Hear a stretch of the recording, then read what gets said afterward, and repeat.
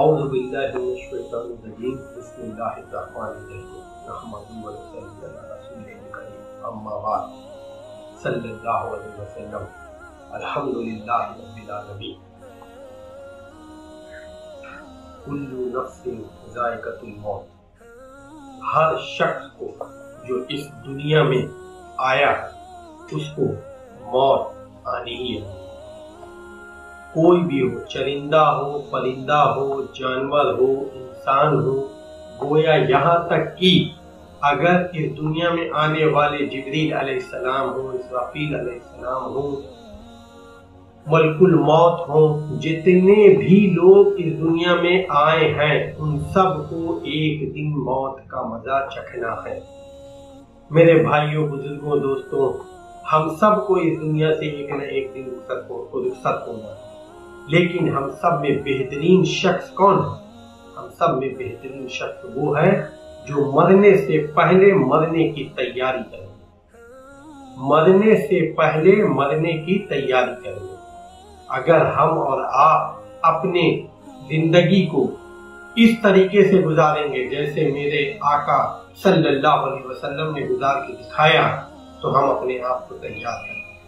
और अगर हम रब चाहे जिंदगी नहीं गुजारेंगे, मन चाहे जिंदगी गुजारेंगे, तो हम अपनी आखिरत को बर्बाद कर रहे हैं। हम सबको चाहिए कि अपनी मौत की तैयारी करें। हम सबको एक गुमान हो गया कि हम आए हैं तो इस दुनिया में हमेशा हमेशा के लिए रहे। अल्लाह ताला ने हम सबको जो वक्त दिया है वो बहुत कम वक्त दिया है, बहुत मुख्तसर वक्त है, लेकिन आज हम सबको ये लगता है कि हमारे बगैर दुनिया चलेगी ही नहीं। ऐसा कुछ नहीं है, ये हमारा गुमान है। अगर हम आज भी इस बात को अगर गौर करें तो शायद ही यहाँ कोई भी ऐसा हो, तो शायद ही वो ये बात जानता होगा कि हमसे पहले कितने आए और कितने चले गए। आज के दौर में भी लोगों को ये नहीं पता कि कितने हमसे पहले के चले गए। यहाँ मौजूद लोग अपने दिल में खाली ये मुहासबा करें कि हमसे पहले कितने आए, कितने चले गए और हमें उनके बारे में कितना मालूम है। हम अपने घर में करें कि अपने वालिद के बारे में तो शायद पता है, अपने दादा के बारे में तो शायद पता है, लेकिन अपने परदादा पे आ जाइए तो बहुत कम लोग हैं जो परदादा के बारे में जानते हैं। वो कैसे थे, वो क्या करते थे, उन्होंने क्या क्या किया हमारे लिए। और अगर पर के पर पे चले जाइए तो शायद उनके बारे में तो आज कोई नहीं जानता। हमारे पास वक्त बहुत कम है। हमसे पहले भी न जाने कितने लोग इस दुनिया में आए और इस दुनिया से रुखसत हो गए और दुनिया वैसे के वैसे चल रही है। पर आज हमारा आपका क्या गुमान है कि अरे अभी हमें बहुत जीना, बहुत लंबा वक्त है, हमारे पास बहुत टाइम है, अभी ये करेंगे, अभी वो करेंगे। दुनिया के सारे मामला हम कर रहे हैं, लेकिन हम अपनी आखिरत की कोई तैयारी नहीं कर रहे हैं। अल्लाह ने हमें इस दुनिया में भेजा ही भेजा है कि अपनी आखिरत की तैयारी करें। आज अगर हम और आप अपनी आखिरत की तैयारी को समझने की कोशिश करें तो हम इस तरीके से समझ सकते हैं कि जैसे आज अल्लाह ने एक दुनियावी निजाम बनाया। अल्लाह ने 4 निजाम हमारे उसमें बनाए। उनमें पहला है आलमे अरवा, दूसरा है आलमे दुनिया, तीसरा है आलमे बरज़ख और चौथा है आलमे आखिरत।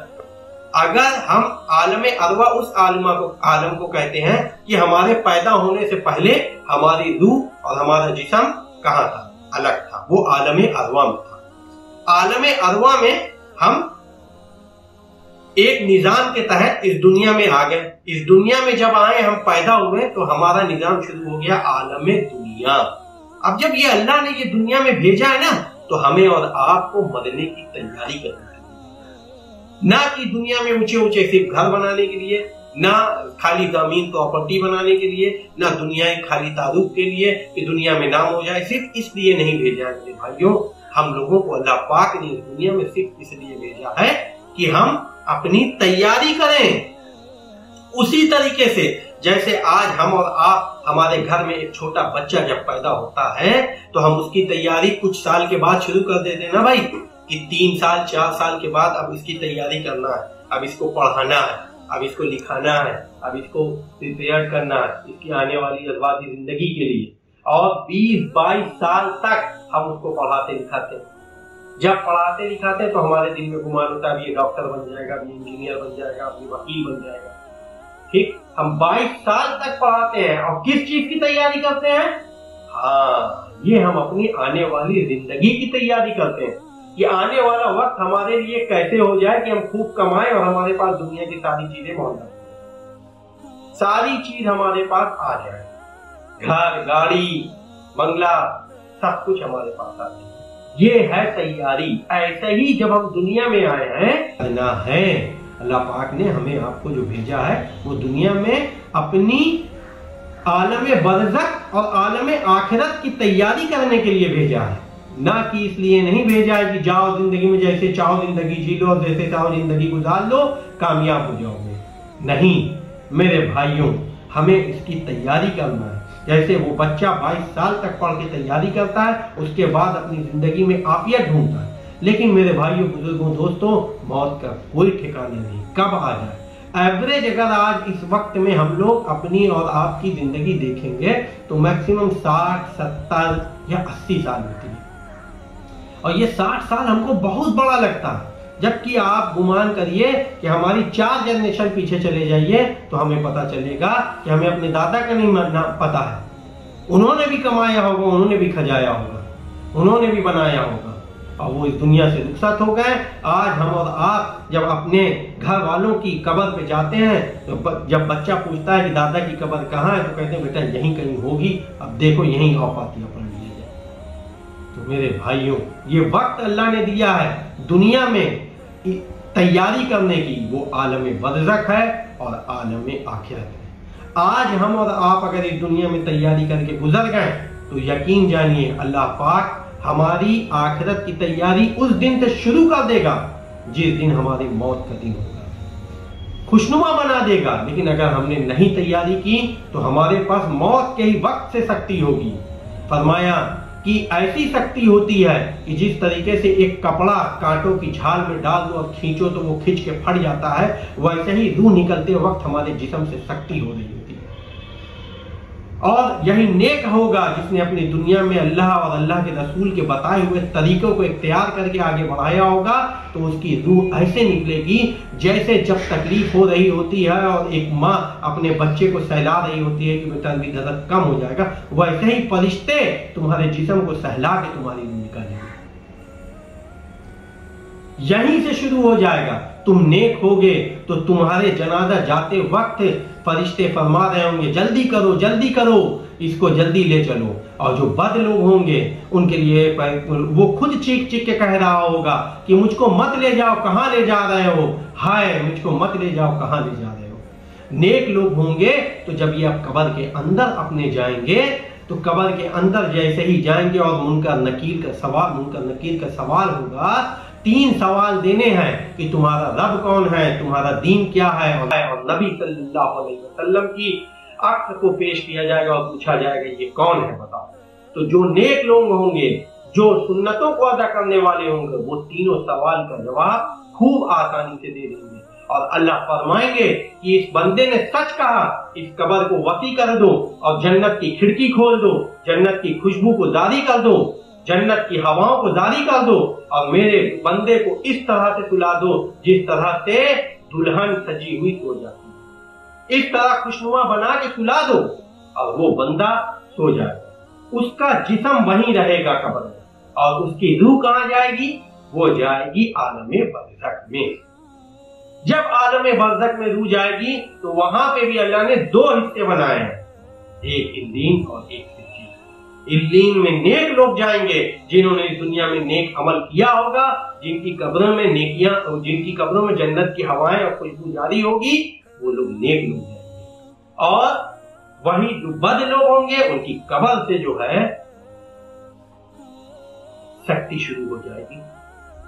ये मुनकर नकीर सवाल पूछेंगे तो वो कहेंगे हाय मैं कुछ नहीं जानता, मुझे कुछ नहीं पता। मुनकर नकीर का कोई जवाब नहीं दे पाएंगे। अल्लाह फरमाएंगे इसको सजा शुरू कर दो। तौक में उसके डाल के गर्दन आग का झोंका उसके बदन पे लगने लगेगा। कब्र, जो कब्र में वो लेटा होगा, बताते हैं मिट्टी ऐसे मिलेगी जैसे पसलियां यूं ऐसे मिल जाती हैं, इस तरीके से मिल के पसलियां आपस में मिल जाएंगी। वो चीख रहा होगा, चिल्ला रहा होगा, तड़प रहा होगा, लेकिन उसको सुकून नहीं मिलेगा। वो लोग सिज्जीन में जाएंगे और सिज्जीन में भी वहां फरमा रहे होंगे फरिश्तों से भी मुझ पर रहम करो, मुझ पर रहम करो। तो फरिश्ते फरमाएंगे तुझ पर रहमान ने रहम नहीं किया तो मैं कैसे रहम करूंगा, तुझ पे और शक्ति हो। और वही नींद में अगर चले गए तो भाइयों हम सब काम, हम सबको तैयारी करना है अपनी। इस दुनिया में हम आए हैं तो हमारा मकसद यही है कि हम तैयारी करें आलम बरज़ख की, आलम आखिरत की। बाकी सब कुछ मेरे अल्लाह ने हमारे मुकद्दर का लिखा है, वो सब हो के रहेगा और मिल के रहेगा। लेकिन ये जो तैयारी करना है ये आपके और हमारे हाथ में। आज भी अगर हम और आप इस चीज की तैयारी पुराने गुनाहों से तौबा करके कर लें और तौबा सच्ची तौबा कर लें तो अल्लाह हमारे सारे पुराने गुनाहों को माफ करेगा। और माफ करने के बाद हमारी एक नई अजवादी जिंदगी शुरू होगी और जिसमें हम अपनी रब चाही जिंदगी गुजारेंगे, अपनी मोहम्मद रसूलुल्लाह सल्लल्लाहु अलैहि वसल्लम की बताए हुए तौर तरीके से जिंदगी गुजारेंगे। इंशाअल्लाह हम दुनिया में भी कामयाब होंगे और आखिरत में भी कामयाब होंगे। दुनिया भी मेरे कदमों पे होगी और हमारे अंदर पुरसुकून होगा और आखिरत में हम एकदम कामयाब होंगे। हो सकता है कि ऐसी नेकी हो कि अल्लाह हमें और आपको अल्लाह के नबी का पड़ोसी बना दे, सहाबी का पड़ोसी बना दे। अल्लाह ताला हम सबको आखिरत में सहाबा और नबी का पड़ोसी बना दे। अल्लाह ताला हम सबको कहने सुनने से ज्यादा अमल की तौफीक अता फरमाए।